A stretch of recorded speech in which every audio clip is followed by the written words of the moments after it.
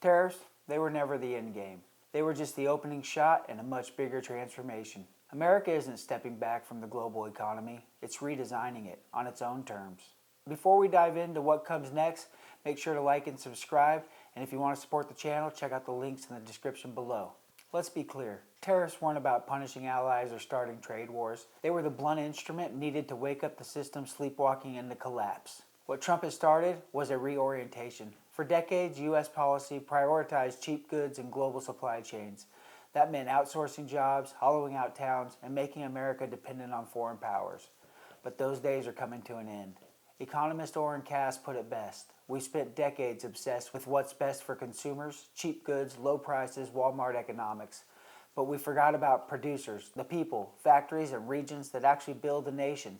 Tariff, Cass argues, are a way to protect production in an age when everything has been outsourced. This wasn't just policy, it was triage. Without a functioning industrial base, America can't defend itself, can't supply itself, can't grow. Tariffs send a message. We're rebuilding the foundation. The tariffs open the door. Now comes the hard part. The United States is investing heavily in domestic production, from semiconductor plants in Arizona to battery factories in Georgia. The CHIPS Act, the IRA, even selected subsidies, this is the rebirth of American industrial policy. For the first time in decades, Washington is putting its money where its mouth is. Manufacturing is no longer a dirty word, it's a cornerstone of the new economy. But there's a bigger game. This isn't just about jobs, it's about national security, supply chain resilience, and power. America's goal isn't self-sufficiency for everything, but it is strategic independence. That means producing critical goods at home or with close allies. No more relying on hostile regimes for essentials. That didn't even make sense. We're seeing selective decoupling, especially from China. Trade isn't ending, but it's being rewired. America is forming tighter regional networks. Think North America.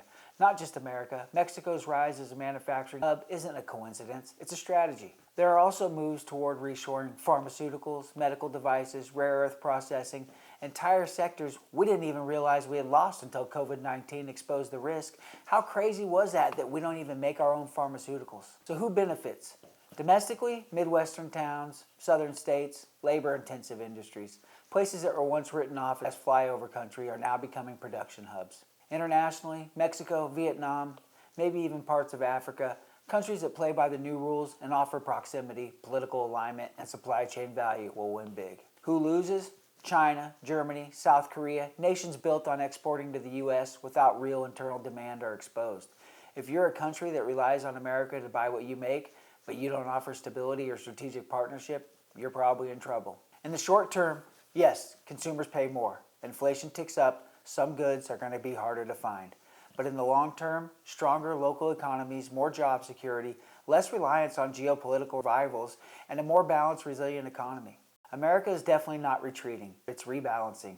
And that means some people, some nations, and some businesses are going to have to adapt or be left behind. This isn't really isolationism, it's realism.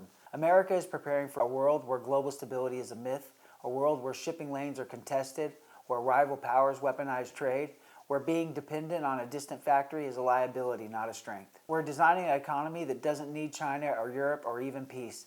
It needs resources, it needs trusted partners, and it needs the ability to make things at home, especially the things that matter most. And that only makes sense. This is the future of the U.S. economic power, a system that can survive without the global order, but dominate when the time comes. And it's not just America. Japan, India, Brazil, they're all watching. They're all adjusting. The global economy is fragmenting. The age of globalism is giving way to something more regional, more secure, and more international. Tariffs were just a spark. The fire is still spreading. America's next economic era is just beginning. If you're watching this, you're already ahead of the curve. But the story is still unfolding. Let me know in the comments which country is best positioned to ride this wave and which ones are in trouble. Don't forget to like and subscribe. This is Frank for America's Geopolitics. See you next time.